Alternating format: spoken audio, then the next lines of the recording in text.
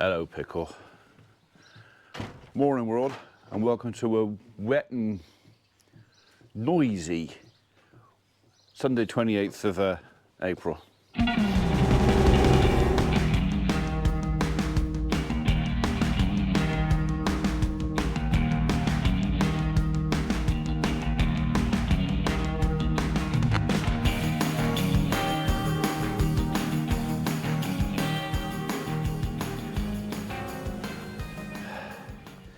Yeah, that's 2 days worth, so I'm glad we got the rolling and the slitting and everything else done when we did, because I'd be less keen to go out there again today now. That's the noisy bit.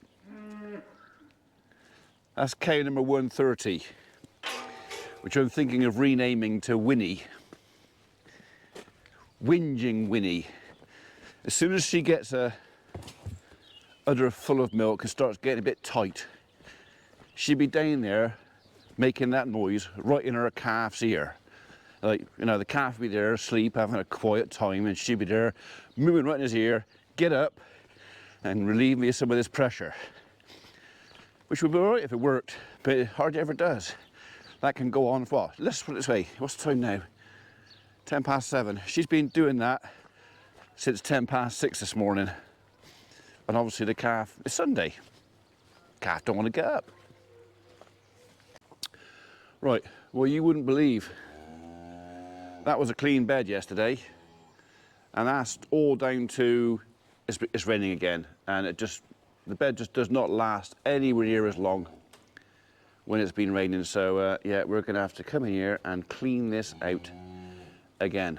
So there's 130 there, and I presume that's her calf sat behind her, can't be bothered to get up.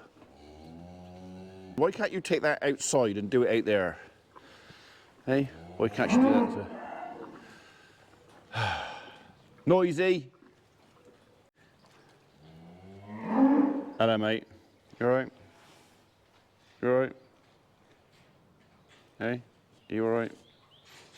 Yeah? Good. I don't know if she can have a sore throat, honestly.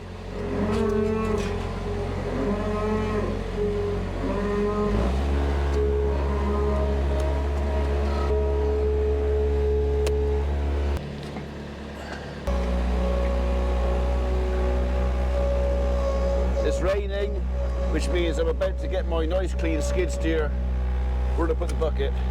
Dirty.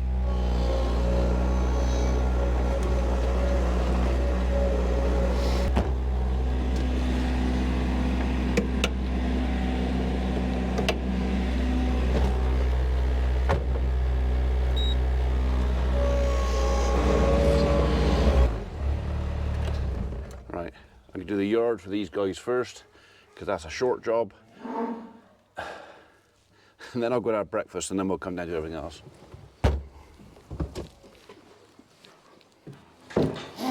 Come on.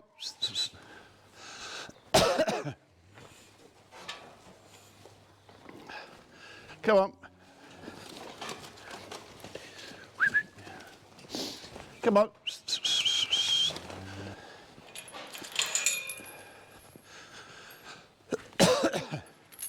Right, don't be a pain in the ass.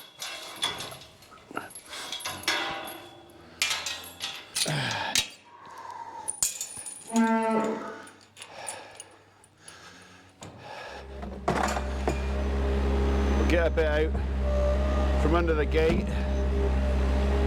so just to help.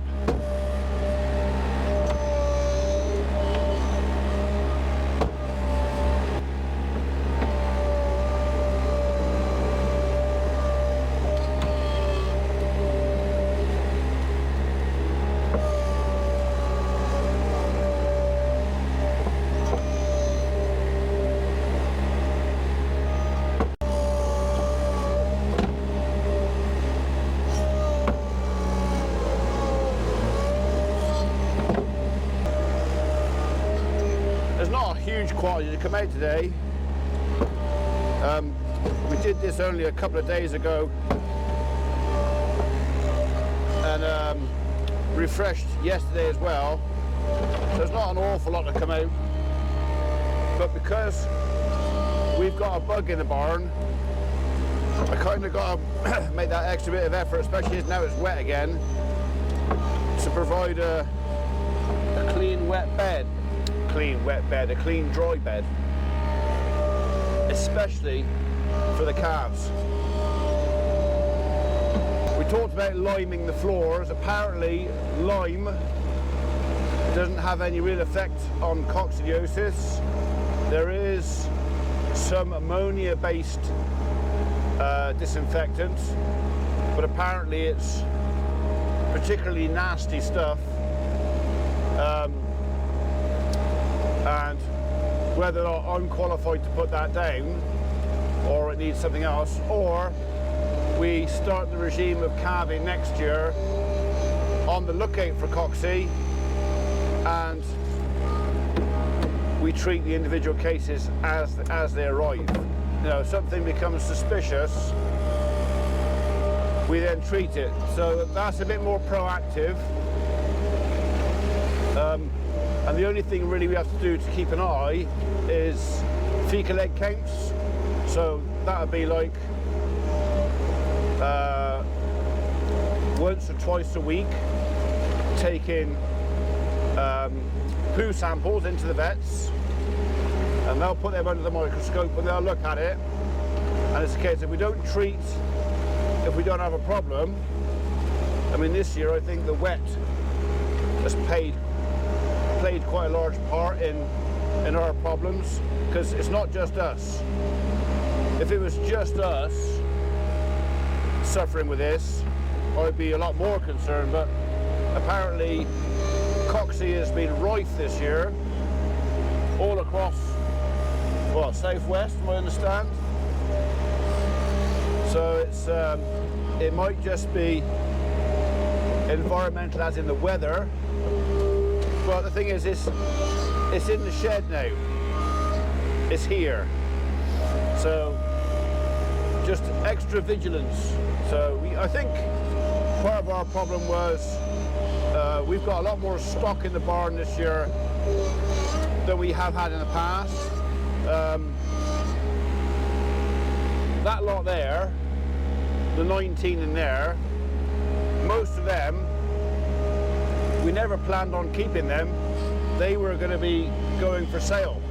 We'd sold, a lot of them had homes already, but TV shut us down and forced us to keep them. Got no choice, got to keep them. So it just pushed our stocking density of the barn up well beyond where we thought we would be. And we've just had to work around it. So yeah. Hopefully we're going to go clear on next month's TB, and then hopefully we'll go clear again in July, August, which will mean we can do weaning. And if that is the case, if we do go clear, then we will have a load of cattle for sale, because I want to have room for everything, including more calves in the shed next year. Abby said to me yesterday, "You need to build another shed, Dad." And I said, "Yeah, no, I need to finish the one I've got first, really."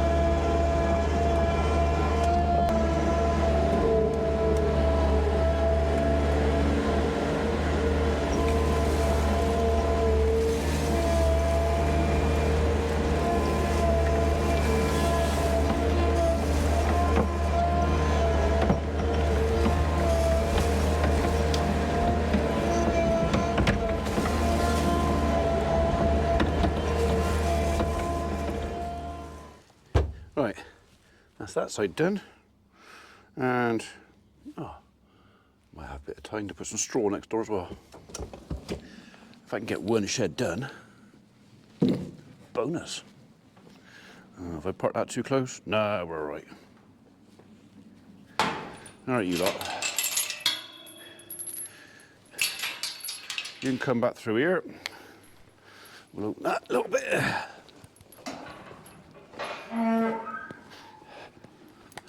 Go on. I know her moo so well now, because that's all she flipping does is bloody moo. Worst is when she starts at 3 o'clock in the blinking morning and the calf cannot be. I've actually got out of bed a couple of times the last week or so, come down and nudge the calf to make him get up and get on her just so she shuts up and get to bloody sleep. Go up. Go up. Shift drawers. Thank you. Thank you. So they're still not firm enough. I mean, as far as cow poo goes, they're not squitty and runny, but they're just not firm. So one or two have said, oh, do I think maybe this lot brought the coxie into the barn? It's possible. Over the other farm where they are, I don't see it that much because I'm not there that much. We have an awful lot of dog walkers. I can't just point the finger at them and say, oh, it's definitely dog walkers, but anybody walking their dog across our land now, because we've got it in the herd, if you walk your dog across our field now and your dog decides to pick up a bit of poo, your dog's got it. And then your dog's going to go and walk onto a neighbour's farm and take a poo out there, and you're not going to pick the dog poo up, and then your dog has then spread the coxie from my farm to your farm or to someone else's farm. And if it's not coxie, it's leptospirosis or something else. And that's something that people walking the countryside, and dog owners in particular, either don't know, they don't understand, or they don't care. But literally, when you walk across farmers' fields, if I've got an infection on my land and you're walking across it, you can pick it up on your feet, on your boots. Your dog can pick it up on their feet, or they can pick it up by eating something they shouldn't be eating, and then excreting the remains back onto someone else's ground next door. It just spreads. It's just how stuff spreads. I mean, look at the COVID epidemic and how fast that spread throughout the globe, throughout the planet. How fast that spread from, oh, we think we've got a problem in China, and all of a sudden, within 6 months, half the world's locked down. And bugs are invisible. You can't see them. Coxie bugs are, microscope. You need a microscope to spot the signs of white nosy, coccidiosis. You can't see it, but you can carry it on your feet, and your dog can carry it in its belly and poop it out its bum. So who's to say that somebody from over Itchington, Tidrington way hasn't walked their dog through our cattle over there, and their dog's taken a dump out in the field, they haven't picked it up. Our cattle have picked it up from that, brought it home, put it in my barn, okay? I'm not saying that's definitely what's happened, but it is a scenario that is quite plausible, quite possible. All right, Mr. Fox can spread it as well, and so can Mr. Badger. But it's still a case of, these bugs.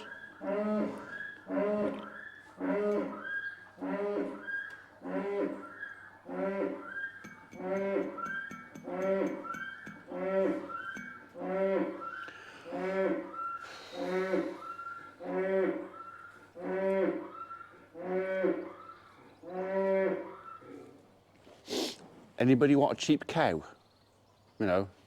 Somewhere, if you've got a field miles away from anywhere, that she can do that to her heart's content. I mean, there's nothing wrong with her. She's healthy. All it is her tits hurt. because her calf isn't sucking her out. He's kind of going, oh, I'd rather have some hay, thank you. I don't really want any milk today. And she's there going, my tits hurt. Please relieve me of the pressure. And the calf's going, yeah, I can't be bothered. And she's whinging about it. And that's all that is. What? So, right, we're going to chuck that all over the place in there, and then that'll be done. I ummed and ahed about cleaning it right out, but to be honest, it's only another, what,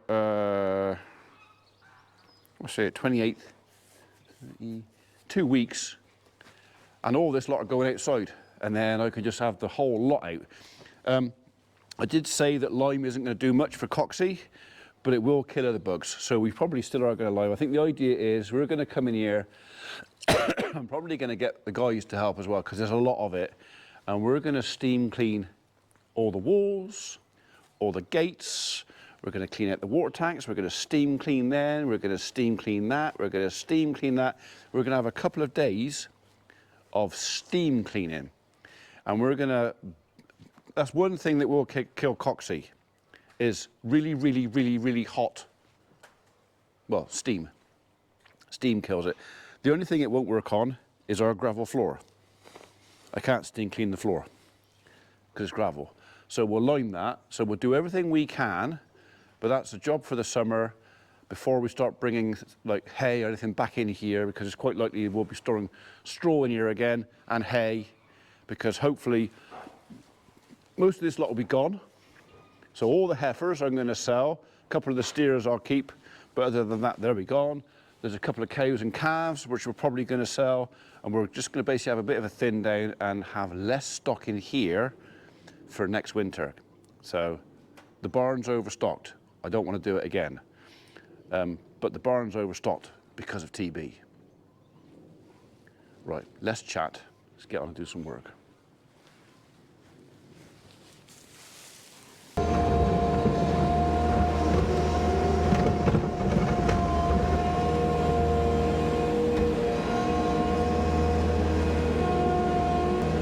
So we're having a clean out again, taking everything out of the cows and calves side. I haven't got time to disinfect everything again today, but literally I'm taking the entire bed out.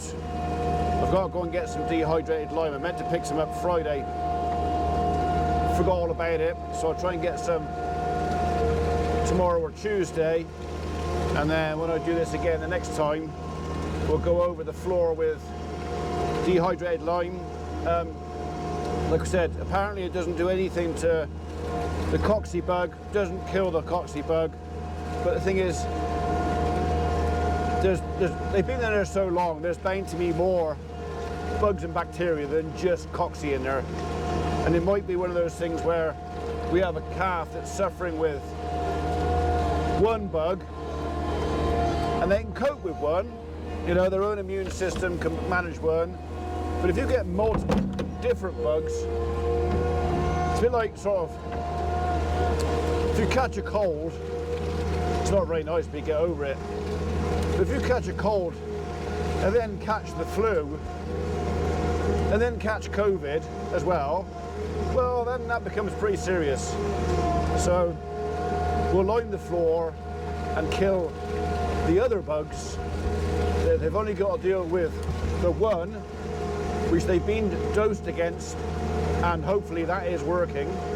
I mean, we got some very strange colour of poo out here in a minute. It goes from grey to yellow to, one earlier, it was almost like luminescent green. Yeah, not seen that one before. So, yeah, we're nowhere out of the woods yet, but we got to do the best we can to keep them as fit and healthy as we can before we can let them out. So if it wasn't for TB, they'd be outside now.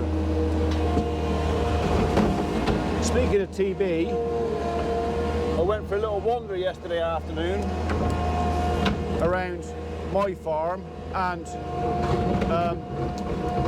a bit on the neighbour's side as well. So some of the land adjacent to us is also family owned, it belongs to my aunt. And I knew for sure we had one badger set over there, and I thought we might have a second one, so I thought I'd go and check, and I did indeed find another set. So there are 2 badger sets down there, both within a couple of 100 meters of my boundary, and that probably explains why there's so much badger poo around. We've got lots of them.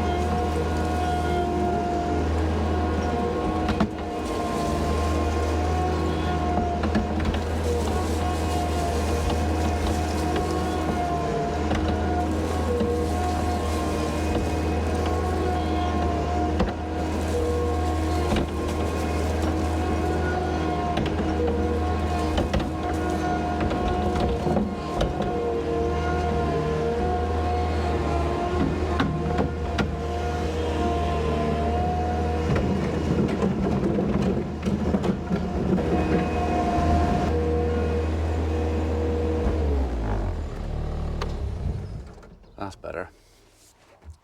What's he going to do now, you say? Well, I'll show you. First, I'm going to cut some string. And you're already gone from that end, so we'll do the rest of them from there. Is that the one that's already gone? No, so that one should be there. That one's gone. Missed. Got them. And that one. That should be all of them. There you go. Right, I'm not going to pull that string out of there. What I'm going to do is I'm going to cut this bale in half when I get my knife in my pocket, and then put the string back on half of it, and then I'm going to carry it out and put it in there. So we'll open that now. Put that where I can't run over it.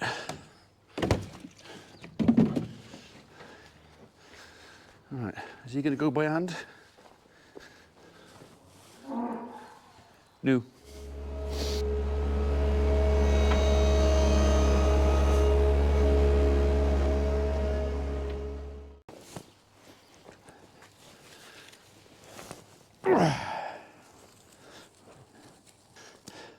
Hopefully that'll hold it together long enough to get it round there.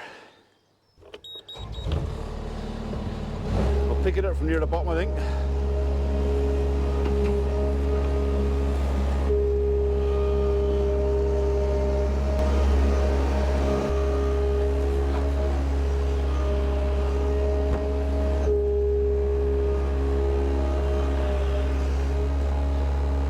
So I want the knot on this side where they can't reach it, because they'll pick it undone and I'll have all that string in there. I think as it is, I'll bring it forward a bit.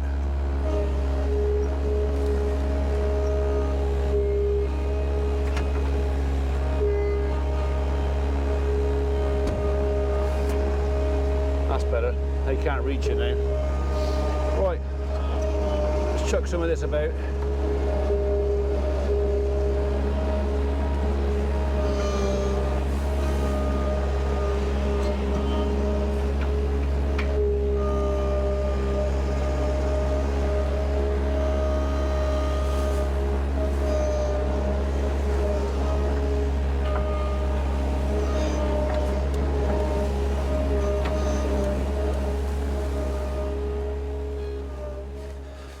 Right, that's that done. They can come back in. I'll give them a fresh bale. They can then go back out again. And that's this side done. Come on up. Wait, get out of there, you two. Go on, get out. Out, get out. And you, out, get out. Out. Bloody monkey. Oh, go on, Noisy, that's her. Oh, bloody whingy Winnie there. Psst. Go on, get in there, thank you. Go on. I'm going to do the yard later on, I ain't got time this morning. Psst. Go on. We've still got them to do in there yet, although there's not actually much to do for them. There's not many in there, but this yard is definitely, so we'll have to come back to this. Look at that, it's like they wait for it, isn't it? Ooh, it's giving us a fresh bed. Let's save up that gigantic poo and we'll wait till we go in there and then we'll drop it in there on that. Oh yeah, we'll go and mark our territory. Fantastic idea. I said it before, I'll say it again. It makes me feel a lot less guilty about eating them. So I think this is part of our problem with our squidgy calves. It is this. It's too good for them. Along with the milk, because this is good. This is made in first week of June last year, so it's full of sugar. It's full of energy. You would not feed this to horses because they'd have laminitis straight away. So I think for the Dexters, the food's too good. It's producing lots of milk for the cows, lots of milk, and that's also good. And I think the diet for the calves is like being on a diet of chocolate and yogurt. It's making them shitty.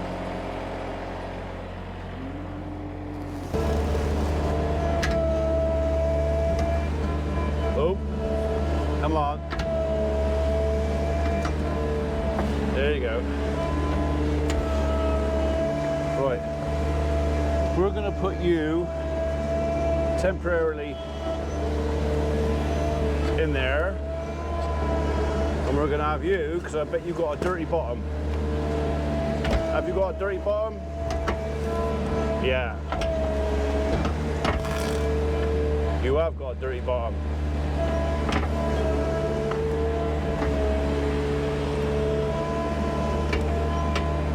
So that's not one to put in with the cows and calves. Simply because of the way they go in the feeder, it presents a whole dirty side. So, but for the calves, the young stock, I could put it in there with the dirty bit on the floor. It doesn't hurt them then.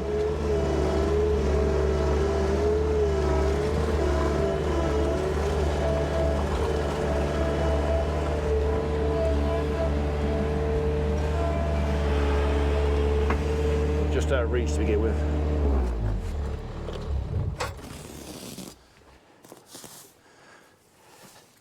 So I've got all of it. Oh, one last strand at the bottom there. There you go.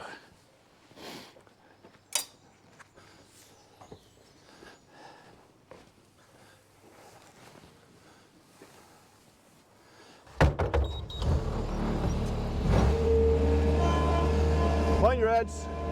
Mind your heads. Mind your heads.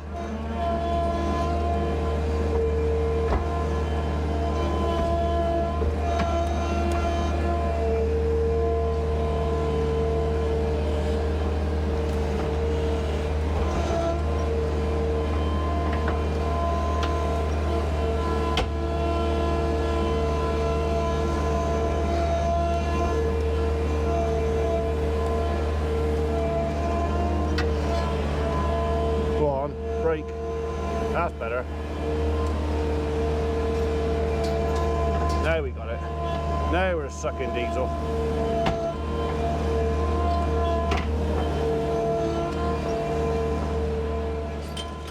You guys can come back out as well. We'll come back and do that later on. Right now I think their bellies are more important than their feet.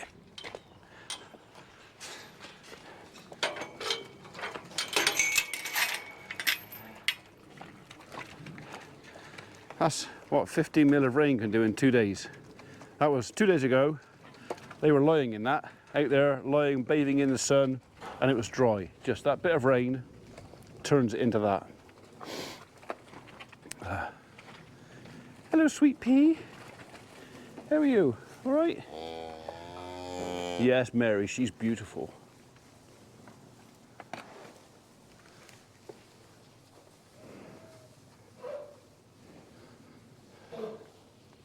They can't reach, you have to ask better. Ask better. That's it then. They're happy. Nice clean bed for them.